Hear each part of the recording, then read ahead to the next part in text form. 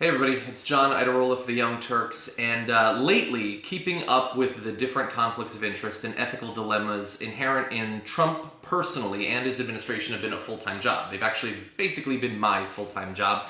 But we've got one for you. The results of an investigation by the Wall Street Journal into his debts that are held by a number of different banks that he's going to be in charge of regulating that could generate conflicts of interest and pervert the decisions he makes as president in a way that his direct business dealings for the Trump organization can't even come close to. And so basically, the reason we have this information is that the FEC requires certain disclosures of debts. And so last summer, Trump disclosed this, and it produced this fancy little chart right here that shows you a bunch of what he owes to different banks. So this is not all that he owes. What it is an accumulation of some of the companies that he owns fully, what they owe. That amounts to $315 million to 10 different entities, which is a lot of money, and that could influence his decision-making as president. But that is only the tip of the iceberg. Because when you lower the threshold in terms of control and stop it from being only companies he wholly owns personally, down to a threshold of having a 30% stake in, which is a significant amount of control over a company, that amount of debt balloons by $1.5 billion. In total, over $1.8 billion. Now, we've criticized him in the past for being an alleged billionaire. I have no idea what money he actually has, but I do have to give him credit for at least having his name be close to the word billions. In this case, the debt that he holds. So why is that a problem? It doesn't seem like just because he owes a lot of money and companies that he's invested in owe a lot of money, that can be a problem. But there's a lot of reasons to believe that it just might be. So Wells Fargo, for instance, services over $900 million in loans connected to Trump at that 30% threshold.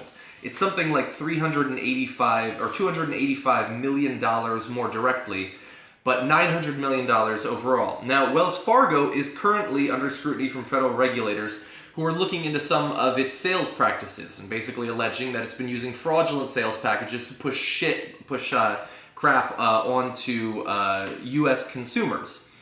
Those federal regulators are looking into Wells Fargo's activity. So what happens when Trump becomes president? When he looks at it and he says, okay, this bank is in charge of almost $1 billion worth of companies that I control.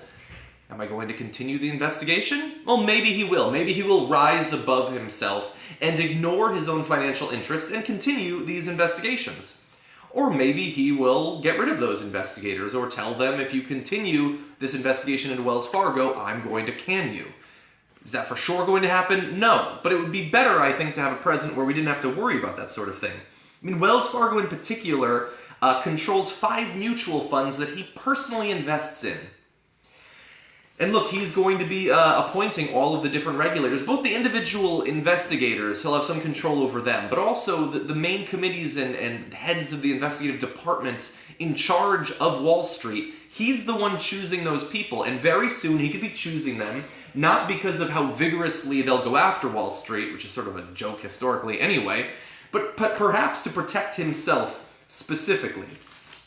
Now, let's see, we've also got MetLife Incorporated.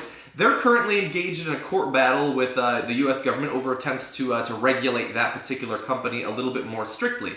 So they control a ton of his debt as well, millions and millions and millions of dollars. If he wants, he can simply shut down that investigation in about 2 weeks.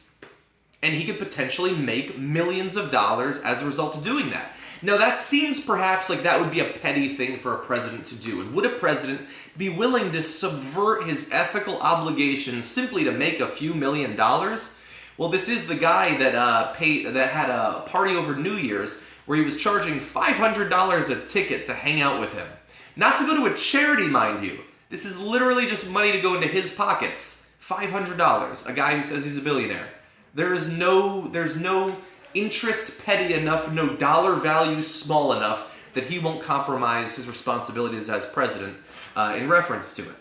And so this is a problem, these conflicts of interest, because we're a little bit conscious, I think, recently of the fact that he might be willing to make certain deals with certain countries because of interests in real estate in those countries, We know that there are huge ethical concerns for many of the nominees that he's going to be appointing to the most powerful positions in government, which is why this week the news needs to be focused on those 10 high-profile nomination battles, the hearings that are going to be going on in the Senate and the House throughout this week. That needs to be covered.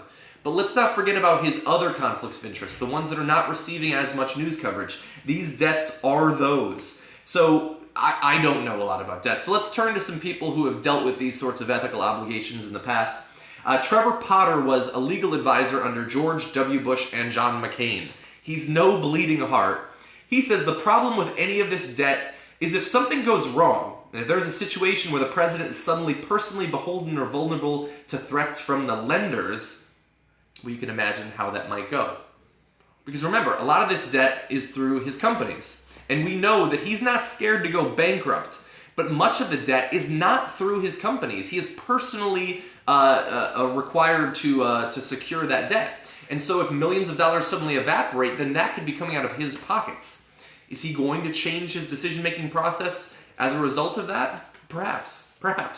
Lawrence Noble, a former lawyer to the FEC, says the appearance of potential conflicts is dangerous and seriously exists in this situation. And there are many other people. I've got loads of these. People who've worked in government ethics in the past. The Office of Government Ethics, by the way, says that the only way he can avoid these potential conflicts of interest is to personally divest himself from all of these corporate holdings and put them in a blind trust. Now, we know at this point he is not going to do that because he expects, and he might be right, that we're not going to fight him on this, that we will allow him. We will sit passively by as he loots the American treasury and perverts our executive branch to benefit himself, his small circle of loyalists, and his extended family. I'm worried that that might happen too. I hope that people are angry enough about the fact that he is going to attempt to make off with billions of dollars in U.S. government money should drive you to political action.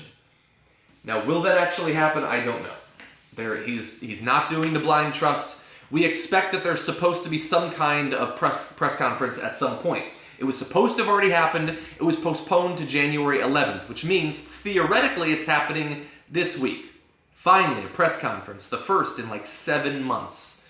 Will he actually describe how he's going to avoid these conflicts of interest? Will he reassure us that his massive international debts held by many different banks, including some of the biggest Wall Street banks, that he'll be able to avoid those conflicts of interest?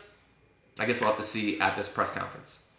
Anyway, this is a topic, the looting of America, that I'm going to be focusing on throughout this year.